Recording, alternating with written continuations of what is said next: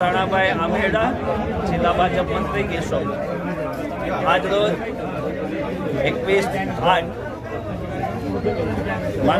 માનનીય સુપ્રીમ કોર્ટના ચુકાદાના વિરોધમાં SC ST સમાજના લોકોએ આજે બાબા સાહેબ આંબેડકરની સ્ટેચ્યુ પાસે એકઠા થઈ અને એક રેલીના સ્વરૂપે ડેપ્યુટી કલેક્ટર સાહેબને આવેદન આપેલ છે.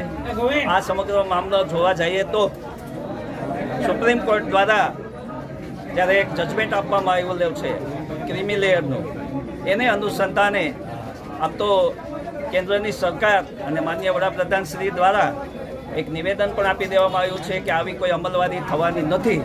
તેમ છતાં પણ એક સમાજના સંગઠન દ્વારા જ્યારે આ દેશ પ્રવૃત્તિ કરવાનું એલાન આપવામાં આવ્યું છે, એમના અનુસંધાને અમે સૌ લોકો બધા એકઠા થયા હતા, આવેદન આપ્યું છે. અને સરકારશ્રીને પણ અમારી નમ્ર વિનંતી છે કે સરકારશ્રી જે રીતે જે વલણ અપનાવી રહ્યા છે કે દલિત સમાજનું હિતની જે કાર્યવાહી કરી રહ્યા છે એમાં પૂરેપૂરું સમર્થન આપે, દલિત સમાજને સમર્થન આપે.